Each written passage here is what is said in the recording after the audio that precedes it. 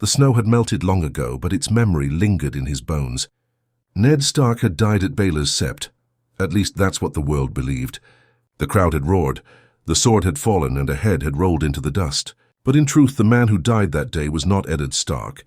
It was a faceless man, a whisper in Varys's ear, a pouch of gold heavier than most small folk would ever see in 10 lifetimes, and a deal struck in shadows changed everything. The Lord of Winterfell, Hand of the King, Warden of the North. He lived, but not as a lord and not as a Stark. Not anymore. His name now was no name. In the slums of Pentos, he was just the Northerner. A quiet man with tired eyes who kept his head down and rarely spoke above a whisper. The brothel keeper who rented him a back room didn't ask questions. Neither did the beggars he shared bread with. But whispers travelled, and in Essos, especially in the free cities, old names carried long shadows, and some shadows never stopped hunting. Varys had smuggled him across the narrow sea on a merchant vessel bound for Braavos. The journey had been long, silent, and filled with regrets. The Spider had said the world would need men like him again one day. Ned had only nodded, clutching a dagger he no longer wished to use. He didn't trust Varys, not truly, but he trusted that the man wanted what was best for the realm, a realm that no longer wanted Eddard Stark. In Westeros, he had been betrayed, dishonored, and sentenced to death for telling the truth. In Essos, he would live a lie, not for survival but for something deeper, for the slim hope of justice. The first weeks were torment. Every time he closed his eyes, he saw Arya's face in the crowd, her tiny hand reaching for a sword. He prayed she had run, that she had escaped. He prayed for Sansa, even for Catelyn, though he knew she would believe him dead. The Seven had stopped listening long ago, but still he prayed. Months passed. Ned took work as a scribe, then as a sellsword, always careful to keep his face in shadow. He changed his gait, grew his beard thicker, learned to speak with the sharp accent of a Lysene dockworker. But honor, even buried deep, rots when ignored. He couldn't let go of who he was, not entirely. That's why when the slavers came to Pentos with chains and cruelty, he fought back. He didn't mean to start a war. He only meant to stop one man from beating a boy half to death in the street. One broken nose, one dead guard, and suddenly the man once known as Eddard Stark had killed a slaver's son. The bounty on his head rose with every retelling, and the name Ice-Eyed Wolf began to circulate in dark corners of taverns and ships. He fled north. In the free city of Norvos, hidden beneath the towering bells and bearded priests, he found something unexpected. Followers. Men and women disillusioned with their masters, sick of kings and carls and priests who promised salvation but delivered only chains. They were not nobles. They were not warriors. They were refugees, escaped slaves, forgotten children. But they listened. They called him king without a throne. He laughed at first, then begged them to stop. But they wouldn't, because he was the only man they'd ever seen swing a sword for someone else's life, not his own. He didn't mean to build a kingdom. He meant only to give them food, shelter, dignity. He taught them discipline. He trained them in small groups, drilling them like he had once drilled squires in Winterfell. They were raw, undisciplined, and wild, but they were loyal. The Iron Bank of Braavos took notice. They liked order. They liked potential. They hated chaos. When emissaries came, cloaked in silver and silence, offering funds in exchange for disruption in Slaver's Bay, Ned refused at first. He did not want to be used, but when they told him of Daenerys Targaryen, a queen who had freed slaves in Astapor and Meereen, something shifted. Perhaps the world had not given up on justice after all. Perhaps he was not alone in believing freedom could come from honor, not fire. He remembered the Mad King's wildfire. He remembered what dragons could do. He also remembered what power did to good people. He had seen it twist Robert, break Jaime, destroy Littlefinger's soul. But still he listened, his tiny army grew. Fighters from Lys Mere and Qohor arrived. Many were idealists. Others were killers who liked the idea of a cause. Ned chose only the ones with something to protect, never the ones who thirsted for blood. They had no name, no sigil, but they had a purpose: burn the slavers, free the chained, and survive. He led them in secret raids across the summer sea. At night, they struck slave ships and vanished before dawn. They left no banners, only broken chains. The slavers of Volantis screamed for blood. Bounties rose again. Then came the day when a raven arrived from the east. It was old, scarred, and carried a scroll bound in red wax marked with the seal of a dragon. It came from Meereen. It came from her. Daenerys Stormborn knew the name Ice-Eyed Wolf. She requested parley. She requested alliance. Ned stood at the edge of a decision that could burn the world again. He had fled fire once before. He had seen what Dragonflame did to innocent lives. He had seen a kingdom die by fire and madness. But Daenerys was not her father. At least that's what the Raven claimed. So he traveled east, cloaked in shadows, his men watching from the dunes as he rode alone into the scorched desert to meet a queen. She was younger than he expected. Her eyes were fierce, her voice sharp, but it was her pain that struck him most. It lived in her like a second heart, beating, burning, bleeding into every word. She did not posture. She did not threaten. She asked only one thing: join me or stay out of my way. He respected that. I have no interest in thrones, he told her. Then why do they call you king? She asked. He had no answer. They talked for hours under the stars. She spoke of freedom. He spoke of duty. She spoke of fire. He spoke of snow. He warned her of what fire could do. She warned him what apathy would cost. In the end, they made no oath. But she offered him ships, supplies, and silence. He offered her a promise. If she stayed true to her cause, he would not stand against her. Then he vanished again, back into the cracks of the world, leading his growing army across the Shadowlands toward the Red Waste. Everywhere they went, slaves vanished, chains shattered, masters screamed in the night. They never saw the man behind it, only whispers. The Ice-Eyed Wolf, the king without a throne, but Westeros did not forget. Raven feathers carried more than ink. The Lannisters whispered of the ghost of Eddard Stark. Sansa, locked in her gilded cage, wept when she heard the rumor. Arya, far across the sea in the House of Black and White, paused her training, heart thudding. Jon Snow stood on the wall, staring into the wind, feeling something he couldn't explain. The dead man lived, and he was gathering an army not for conquest, not for revenge, but for the war to come. Revenge, but for the war to come. He moved like a shadow through the broken cities of Essos. No sigil marked his banners, no song was sung in his name, and yet across half a dozen free cities, his legend bled through the streets. In Yunkai, they whispered that a ghost with the eyes of winter slit the throats of slavers while they slept. In Qohor, former pit fighters swore allegiance to a commander who gave them steel and dignity, not whips and cages. And in the ports of Volantis, merchants muttered about entire caravans vanishing, rich with slaves, only to be found emptied, burned, and blood-stained. No one ever found the bodies of the slavers, but the freed were always left behind, alive, often with maps drawn in charcoal and sacks of grain in their hands. The Wolf King provides, they began to say.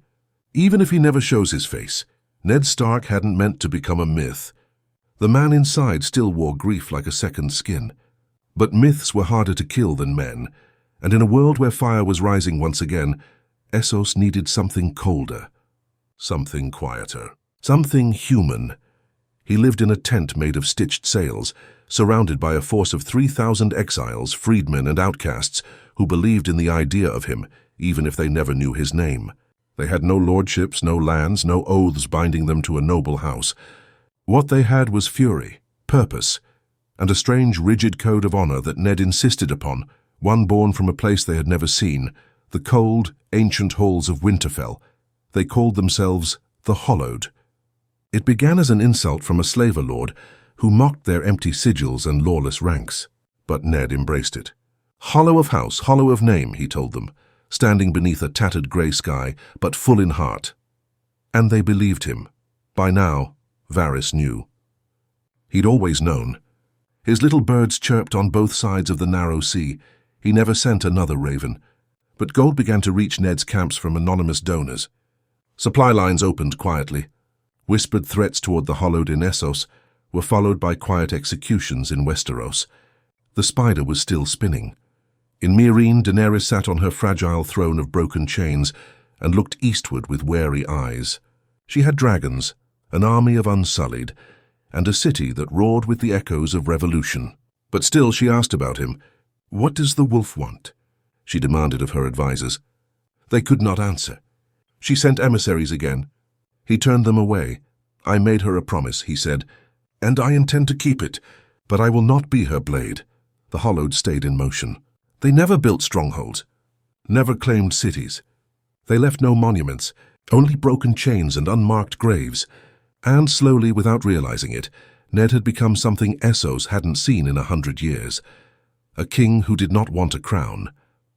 In Volantis, the Red Priest declared Daenerys the chosen of R'hllor, the breaker of chains, the mother of dragons. But in the shadows of their sermons, dissent grew. What of the Ice Wolf? Some whispered. What of the man who frees with sword and sacrifice, not fire and prophecy? The priests called it heresy. But the freedmen who had walked away from chains into snow-covered camps saw no gods, only men who bled for them. Then one fateful night in the port city of Illyria, word reached Ned's ears of something that made his blood run colder than any winter. Westeros was breaking. Reports were scarce, contradictory, but one thing was clear, and the North had risen. Jon Snow had declared war against House Bolton. Sansa had escaped King's Landing. The Night's Watch had turned on its own. And most disturbing of all, there were whispers of the dead walking beyond the wall. Ned didn't sleep that night. He stared into a fire that would not warm him, his knuckles white around the hilt of a sword he hadn't named. The Hollowed watched him in silence. They had never seen him afraid. But this wasn't fear. It was guilt.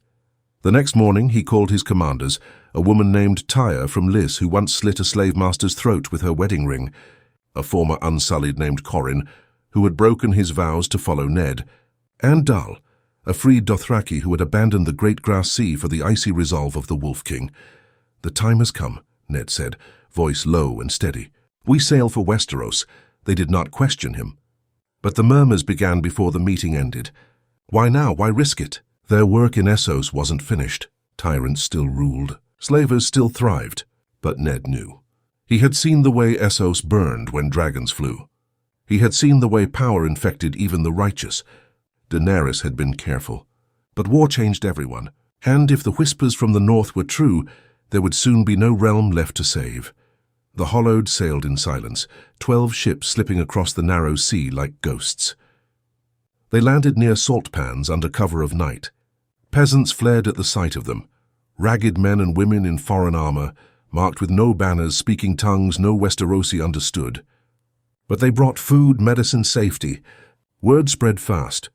A foreign army with northern steel, led by a man who refused to show his face, had landed on the east coast. The Iron Throne sent ravens. The Iron Throne received none in return.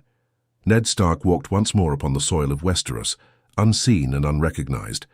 He did not approach Winterfell, not yet. The north was a battlefield. He would not risk drawing fire toward the last of his family. Instead, he moved along the riverlands, liberating towns, outmaneuvering Lannister scouts and gaining supporters with every step. Those who saw him spoke of a man taller than rumor, eyes like frost, a voice that commanded silence more than speech. And in the Vale, Lady Sansa Stark received a raven written in a hand she knew too well. She read it once, then again. Her hand shook. "It's his handwriting," she whispered. "It's my father." Arya was already riding toward her when the raven arrived. From the ruins of Harrenhal, from the camps near Moat Cailin, from the scattered remnants of the Brotherhood without banners, old allies began to stir. The wolf was back. And winter had followed. In King's Landing, Cersei Lannister poured wine with trembling hands. She had spent years erasing Eddard Stark from memory, from story, from history itself. She had mocked him, danced on his grave with her victories. But now the whispers would not die. "He lives," they said. "He returns," she ordered spies. She ordered assassins. She revived the debts of the faceless men, though gold could not buy what she wanted most. A truth that made sense. It didn't matter, because truth didn't matter anymore. Fear did. And Eddard Stark, dead or not, had become fear. Jon Snow stood at the wall, watching torches flicker below when he heard the horns. He turned toward the gate, sword already half drawn, ready for wildlings or wights or worse. But what came instead was a raven. It landed on his shoulder as if it knew him. In its claw was a folded piece of parchment. 3 words scrawled in a trembling but unmistakable hand. "Winterfell needs you." Jon didn't hesitate, not because of the words, but because he knew, somewhere deep in his blood, not the Targaryen blood he never asked for, but the Stark blood that had raised him, He knew his father had returned, or at least the part of him that mattered most. Ned did not wait for the North to crown him. He didn't seek the throne. But the people, broken, battered, and forgotten, began to look toward him not as a memory, but as a possibility, a king not born from fire, but forged in exile, a king who had already died once for truth, a king without a face, but with a name that still made Lannisters flinch. Eddard Stark had returned to Westeros, and he was not here to reclaim what was taken.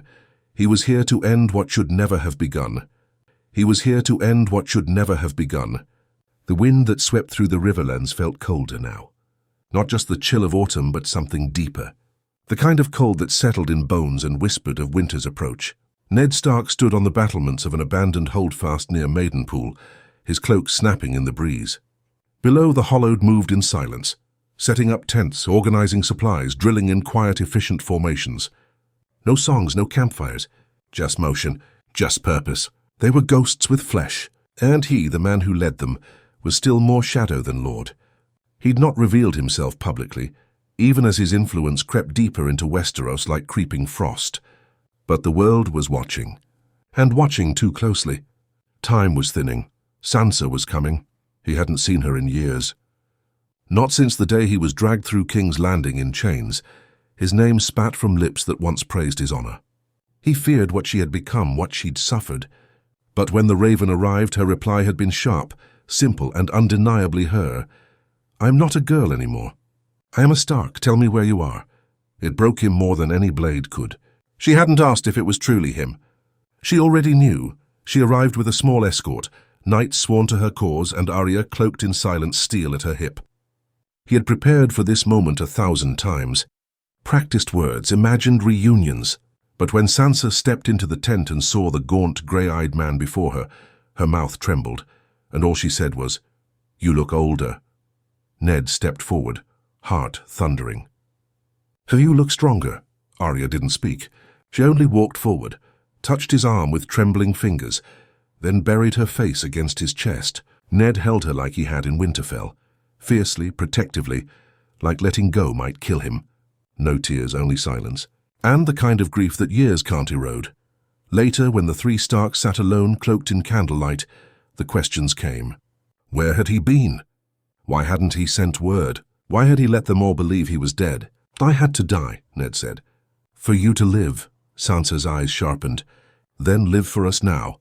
That night, around the map table, they began to plan. Not just raids, not just retreats, but something larger. The Boltons still held Winterfell. Ramsay's cruelty had fractured the North, turned bannermen into cowards and monsters. Jon was rallying the wildlings. The Vale had sent men, but the North was bleeding. It needed more than vengeance. It needed a name. Word traveled faster than armies. Within a fortnight, the bannermen of the North, those who remembered the honor of House Stark, began sending emissaries. They arrived in 2s and 3s. Some rode alone. But they came. Lord Wyman Manderley wept when he heard the rumors confirmed. "I kept the crypts ready," he told his men. "I always knew the wolf wasn't done, but not all welcomed the return." House Umber, battered and broken, had sworn oaths to Ramsay Bolton. The Karstarks had bled for the Lannisters. Betrayal still festered. And in the south, Cersei Lannister sat in her throne of lions and lies, hearing whispers that made her wine sour in her mouth. "He's dead," she snarled to Qyburn. "He's dead and buried. Burned, rotted, gone." But the silence in the Red Keep grew heavier, and the gold cloaks couldn't stop rumors. Nor could Qyburn's poisons kill the idea that Ned Stark, the man Cersei had destroyed, had returned, not for vengeance but for justice. In the north, the war broke wide open. Jon Snow clashed with Ramsay's forces near the ruins of Deepwood Motte. The bastard of Bolton laughed when he saw wildlings on the field, taunted Jon with banners flayed and black. But when hollowed fighters emerged from the mist, silent, foreign, and precise, his laughter died. They didn't fight like northern men. They fought like shadows. No horns, no shouts, just death. And behind them, moving with the calm of a winter storm, came the man in grey. Ramsay didn't recognize him at first. He thought it a joke, a trick. Until he looked into his eyes, that ice, that silence, that judgment. "Stark," he breathed, almost laughing. "You're supposed to be dead. I was, Ned replied. But death refused me. The battle was chaos. Snow turned red. Wildlings screamed alongside Northmen. The Hollowed moved like wolves in tight circles, surrounding and collapsing. Jon fought like a man possessed, Longclaw flashing, teeth bared. And then, in the heart of the blood and fire, father and son stood side by side. No words passed between them, only nods. And steel. When Ramsay fell, the army shattered. Sansa watched from atop the hill. She didn't smile. She didn't weep. She simply turned her horse toward Winterfell and rode. They entered the gates without fanfare. The snow crunched under hoof and boot. The castle walls loomed, familiar yet changed, like the face of a relative after years of absence. Broken, repaired, and haunted. The weirwood tree still stood, red leaves trembling in the wind. Ned dismounted. His knees almost buckled when his feet hit the ground. He had dreamed of this place 1,000 times, and now it was real. Broken but real. The North assembled days later, lords great and small. The great hall filled, colder than memory. Some were skeptical, others wept openly, but none could deny the man standing before them. "I am no king," Ned said. "I do not want a throne. I want the North safe. I want my family free. I want this land to belong to its people again." A silence followed, until Lord Manderley stood. "Then let us give you what you don't want.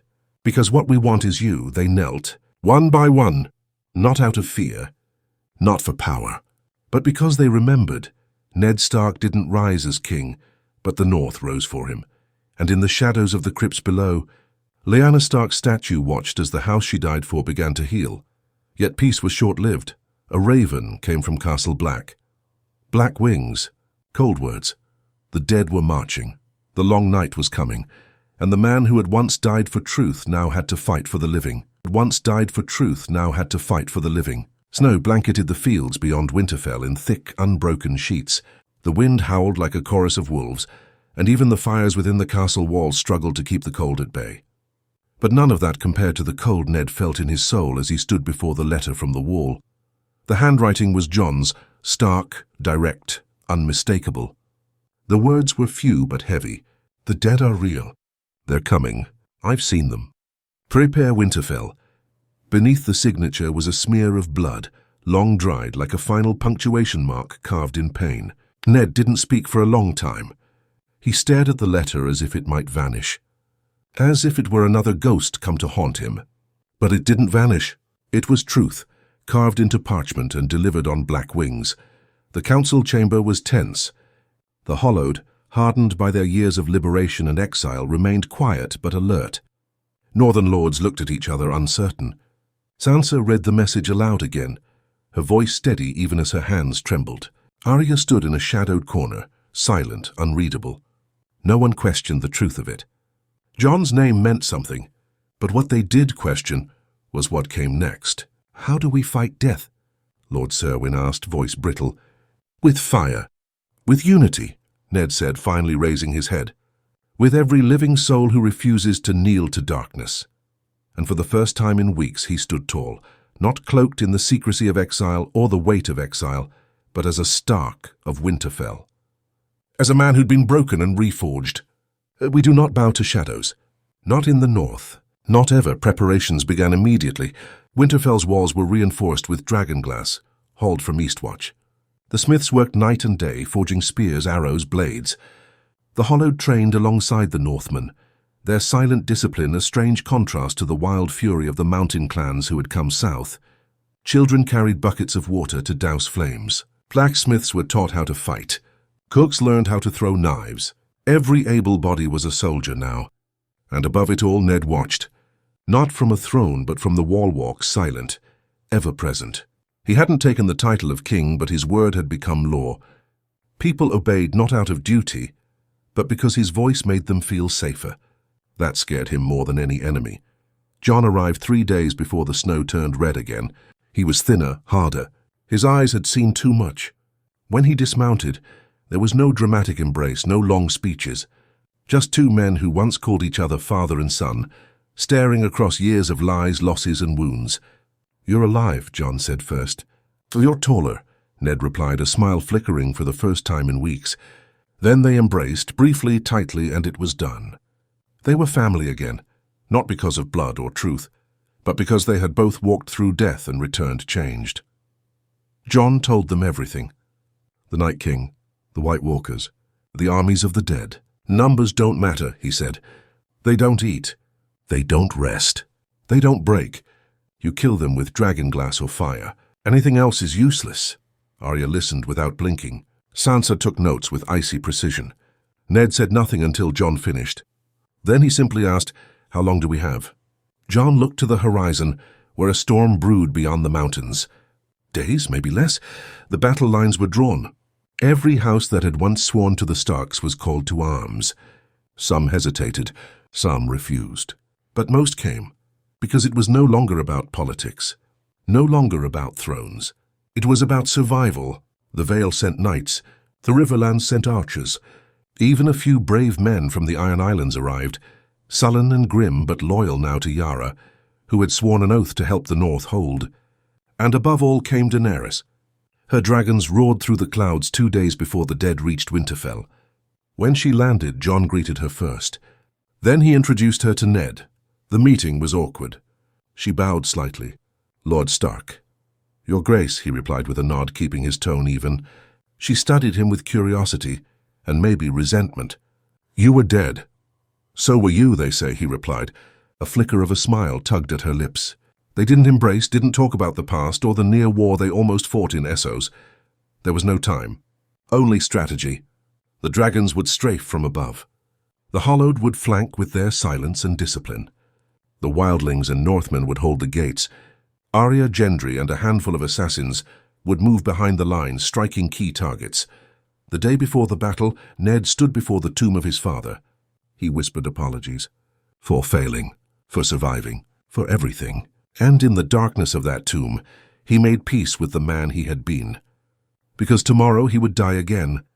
This time not to protect a lie, but to defend the truth. When he rose, he found Sansa waiting. "If we live," she said, "what happens next?" He didn't answer, because no one lived through something like this unchanged. Night fell. The dead came. They moved like a tide, endless, unfeeling, unstoppable. The air turned brittle with frost. The trees stopped swaying. The sky opened and snow began to fall, not gentle but sharp like daggers. The Hollowed met the enemy first, Ned at their center, blade drawn. No war cries, no boasts, just steel and silence. The clash was deafening. Screams tore through the night. Fire lit the darkness, but it wasn't enough. Dragons swept the skies, raining fire upon the whites, but for every one burned, 5 more rose. The Night King stood far off, watching, unmoving. Ned's forces held the outer wall for an hour before the dead swarmed the breach. Inside Winterfell, chaos. Children screamed. Archers loosed arrow after arrow. Arya vanished into the shadows. Sansa stood atop the ramparts, issuing orders with a voice colder than ice. And then came the turning point. The Night King stepped forward. He raised his arms, and the fallen rose. Ned saw men he'd fought beside, men he'd trained, now staring back at him with empty eyes. Jon screamed for Daenerys. The dragons came, but the storm was too thick. Visibility vanished. Fire flickered. Hope shattered. Ned fought through corpses, desperate to reach Jon. They were separated by dozens of undead. He carved a path, exhausted, bloodied, staggering. And then he saw Jon fall, dragged down by a dozen whites. Ned roared, charging in, his blade flashing, but too slow. A white slashed across his side. Another tore at his arm. Pain exploded, but he didn't stop. He reached Jon, grabbed him by the collar and yanked him free. Jon gasped, eyes wild, and then a blade plunged through Ned's back. He froze. Blood spilled. Jon screamed, slashing the attacker away. "No," Jon muttered, catching Ned as he fell. "No, no, no." But Ned smiled, blood on his lips. "Protect them," he whispered, and then the light in his eyes dimmed. The battle raged on, but the Ice Wolf was gone. Yet even in death, he gave them a chance, because with Ned's last stand, the Hollowed rallied, the North remembered, and Jon Snow rose from the ashes of that night, not as a bastard, not as a Targaryen, but as a Stark, as the son of the man who died twice for a kingdom that never deserved him. The man who died twice for a kingdom that never deserved him. Ash still clung to the wind days after the battle ended. Smoke curled from broken towers, bodies were piled high behind Winterfell's walls, and snow continued to fall. slow, steady, uncaring. Winter had won the field, but the living had not lost. The Night King was gone, not by steel or flame, but by blade in shadow. Arya had ended him with the silence only a Stark could master. One blow, one scream, and then the army of the dead collapsed like puppets with their strings cut. Thousands fell in one breath, and the silence that followed was louder than the war itself. But not all who fought had risen, and the man who had returned from death once before had not been so fortunate this time. Ned Stark's body lay in the godswood beneath the weirwood tree, guarded day and night. No crown adorned his brow, no songs echoed through the halls in his name. And yet, the entire North mourned like a king had fallen, because he had, not a king of banners and bloodlines, a king of honor, of quiet sacrifice. The Hollowed wept in silence. Men and women who had followed him across oceans, through fire, and snow, who had bled and killed and changed because of him. They did not light great pyres or raise monuments. Instead, they carved a single line into the stone at the base of the weirwood. He served even in exile. Jon Snow stood before that tree longer than anyone. He didn't cry. He didn't speak. But something in him shifted that day, a weight, an inheritance he never wanted, settling across his shoulders. For years he had lived beneath a shadow, believing he was less, a mistake, a burden. But now, with the truth laid bare, and the cost of that truth etched into cold stone, he realized something far more painful. He had been raised not by a liar, but by the last truly honest man Westeros ever had. And now that man was gone. The North demanded justice for Ned. But there was no one left to punish. The Night King was dead. Ramsay was a memory, and the Lannisters, though still holding the throne, had no direct hand in the horrors that came after Ned's execution. And yet, justice hung in the air like a storm waiting to break. The lords gathered again. In Winterfell's rebuilt Great Hall, they argued and debated over kings, titles, legacies. But Jon stayed silent through it all, watching, weighing. It wasn't until Sansa rose, voice calm but firm, that the chamber truly stilled. "My father died for a throne he never wanted," she said. "He lived for honor, and honor is not a crown. It's a burden." Arya stepped beside her, arms crossed, face hard. "He didn't fight to raise another tyrant. He fought to give us the choice." Jon felt all eyes turn to him, some expectant, some desperate, some wary. They wanted him to lead, the son of ice and fire, the dragon raised by wolves, the man who had killed and bled and returned from death itself. But all he could think of was Ned's voice, that quiet strength that guided him through childhood. The man who passes the sentence should swing the sword. He hadn't understood those words then. But now, they were all he had.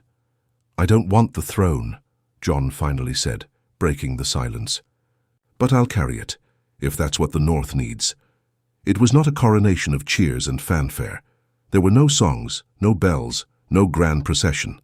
Only silence, then a slow, collective nod. Jon Snow, or rather Jon Stark, for no one dared question his name now, was to lead. Not as king in the south, not as some Targaryen heir, but as the Warden of the North, the guardian of the legacy Ned Stark died to preserve. And that was enough. Yet peace, like snow in spring, never lasted long in Westeros. Cersei Lannister received the news days later. Her expression upon hearing that Ned Stark had not only lived in exile, but returned to die as a hero, was unreadable. But the wine in her goblet shattered in her grip. "The North will never kneel again," Qyburn muttered. She nodded. "Then we break their knees." She began preparations. Armies were summoned. Gold was borrowed. Alliances struck in shadows. But something had changed in the realm. The people had seen dragons. They had seen the dead rise. They had seen the world end and somehow restart. They no longer feared lions. They feared silence. They feared ghosts. And Ned Stark had become a ghost no one could bury. In the south, uprisings began. Minor lords questioned Cersei's right to rule.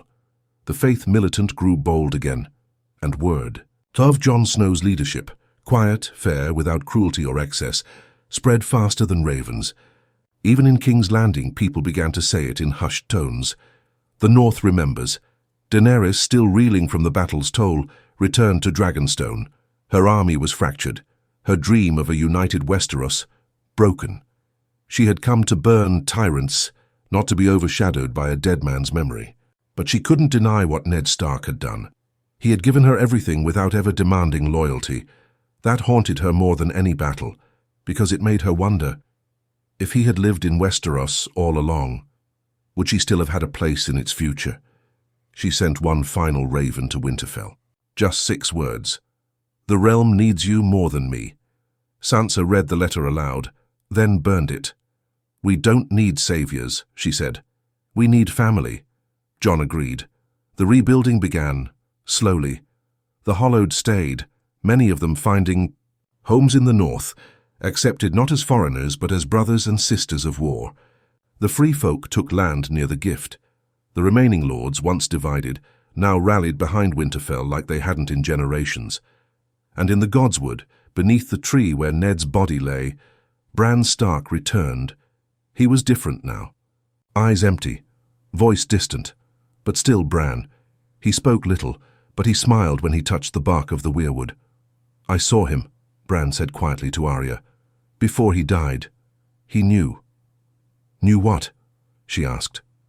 Bran turned toward her, and for just a second, the weight of ages disappeared from his gaze. For that he was finally home, and so the North did what the North always did, endured. And as new snow fell and new wars brewed on distant shores, the memory of the man who died twice for honor, who ruled in shadows, who refused every crown, but carried every burden, remained carved into the soul of the realm. Because in the end, Ned Stark ruled not by fire or fear, but by the truth no one could kill. Spring came slowly to the north. The snow melted in careful silence, as if the land itself were unsure it was safe to breathe again. Flowers hesitated to bloom. Rivers thawed reluctantly. And for weeks Winterfell remained wrapped in a hush, not mourning anymore, but memory. A memory of war, of loss, of a man who had died to keep the realm's soul intact. The last great shadow of Ned Stark still stretched across the land, and no one, not even his enemies, dared to walk out from under it. Jon stood on the walls, overlooking the rebuilt courtyard. Below, children trained with wooden swords under Arya's sharp gaze. Gendry, now Lord of Storm's End, had stayed behind to help rebuild. He and Arya didn't speak much of the future, but they worked side by side, both comfortable in the quiet. Sansa had grown into a force of her own, respected by northern lords, feared by southern ones.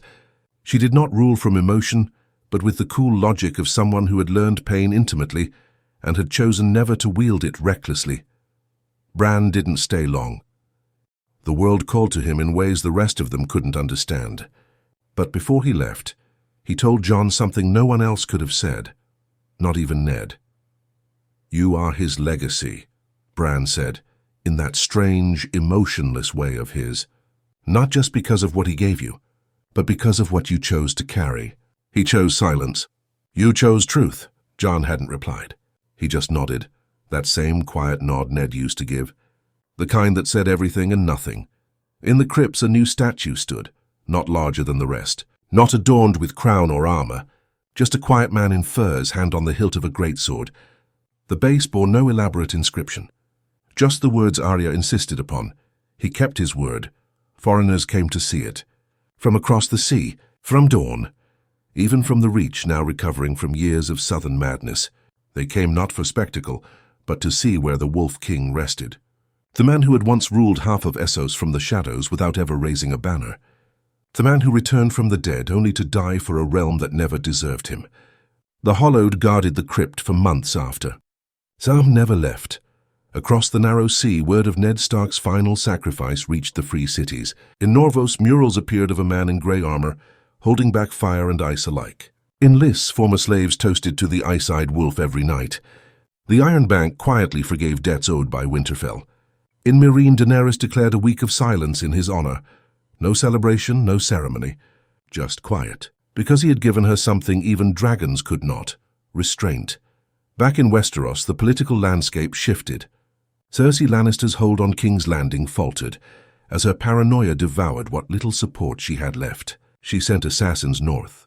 None returned. She raised taxes. The people rioted. And when word came that the Riverlands and the Vale had declared neutrality, refusing to take arms against the North, in honor of Lord Eddard Stark, the Golden Company she'd paid dearly for simply walked away. The realm began to fracture, not with war but with quiet defiance. The South had ruled with fear. The North now ruled with memory. And memory, as it turned out, was the one thing the realm could not burn. But the peace that followed was not the peace of silence. It was the peace of scars healing. Jon met with lords often, not to command but to listen. He refused to be called king. The North has no need for more crowns, he'd say. We need steadiness, not sovereignty. Still, the people called him the White Wolf, and few challenged his word, because his word came from Ned, and Ned's word had become law. Sansa ruled Winterfell in practice. Arya continued her work in the shadows, traveling the kingdoms to silence threats before they became enemies. She never asked for thanks. She never left a name, just quiet corrections to a broken realm. Bran faded again into legend, but every time a raven passed overhead, Jon swore he felt his brother watching. And in the east, a new kingdom began to form, not under Daenerys, but from the freedmen and women Ned had once saved. The Hollowed built no palace. They wore no crowns, but they governed with fairness, simplicity, and law. They remembered his teachings, and though they disagreed on many things, they never forgot the man who gave them purpose. Years passed, children grew. Winter finally ended. The North remained independent in spirit, even if not in name. And every now and then, someone would walk the halls of Winterfell and pause beneath the Stark banners. And they'd ask, is it true he came back? That he ruled in Essos? That he returned to die for the living? And someone, old, tired, and grateful, would nod and reply, he never ruled for power. He ruled so others could live. And that was the truth, not because it was written in books, but because it was carried in silence. Because Eddard Stark, the man who refused every throne, became the one king history would never stop remembering. He ruled not with fire, nor blood nor fear, but with sacrifice, and in the end, he won not because he lived, but because he was willing to die for what was right. And the world, and broken, battered, stitched back together, was better because of it. The Ice Wolf never needed a crown because honor was heavier than gold, and memory lasts longer than kings. Longer than kings.